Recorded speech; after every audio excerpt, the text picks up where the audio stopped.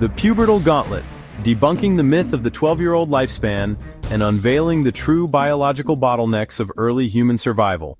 The pervasive popular belief that early humans met their end around the age of 12 is a profound misinterpretation of paleodemographic data, stemming from a misunderstanding of life expectancy at birth. This thesis argues that this figure is not a typical lifespan, but a statistical average skewed by catastrophic infant and child mortality. The true narrative of early human mortality is far more complex and defined by two critical biological bottlenecks: the post-weaning period of early childhood and the immense physiological stress of puberty. By examining the specific and largely unknown factors of immunological vulnerability during weaning, the metabolic demands of the pubertal gauntlet, the insidious threat of dental sepsis, and the compounded dangers of unseen environmental pathogens, we can discard the simplistic myth. It was the successful navigation of these specific high-risk phases, not a predetermined short lifespan, that governed survival and shaped the evolutionary trajectory of Homo sapiens. Introduction. The statistical illusion. The image of a caveman dying in his early teens is one of the most enduring and misleading myths about our prehistoric past.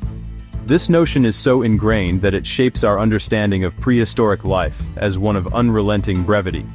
However, this belief is a statistical ghost.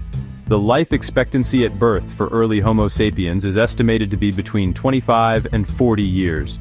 This number is not an indicator of when most people died, but an average brutally lowered by an infant and child mortality rate that could exceed 50%.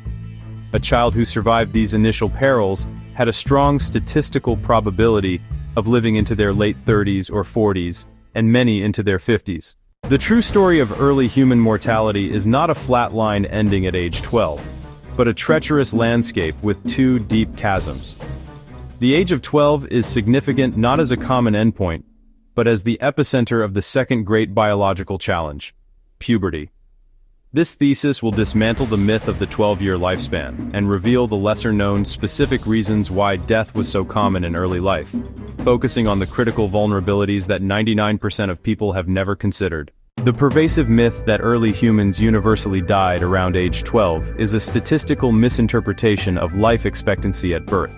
Instead, survival was a gauntlet of two primary biological bottlenecks: the post-weaning vulnerability of early childhood and the immense physiological stress of puberty, exacerbated by unseen environmental pathogens and the social pressures of transitioning to adulthood, which collectively dictated the true mortality patterns of our species. Part 1. The first bottleneck: the weaning crisis, ages 1 to 5. While predators and accidents were threats, the most significant killer of young children was an invisible one: the transition from mother's milk to solid food, the collapse of passive immunity.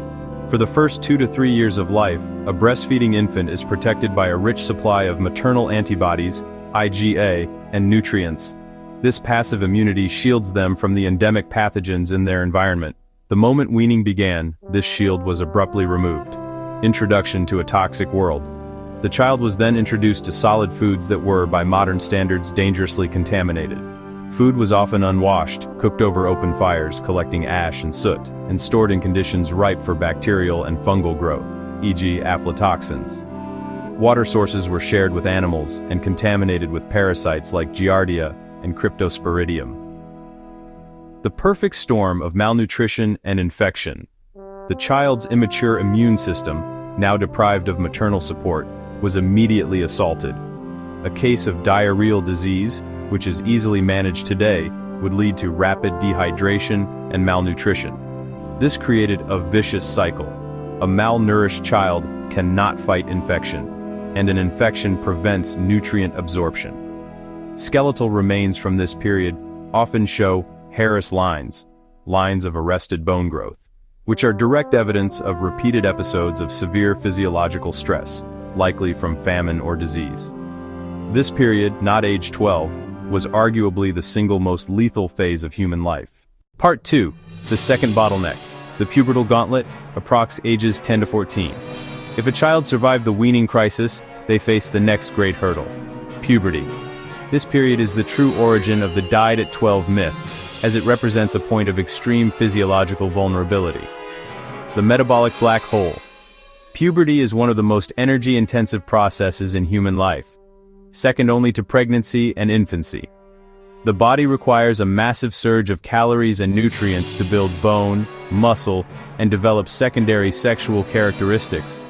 In a prehistoric world of fluctuating food security, this demand could easily outstrip supply. Immunological compromise.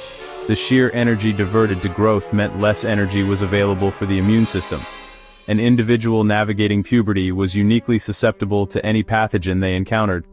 A simple infected cut, a respiratory virus, or a parasitic worm burden that an adult might shrug off could become a life-threatening systemic infection, sepsis, in a body whose resources were already stretched to their limit.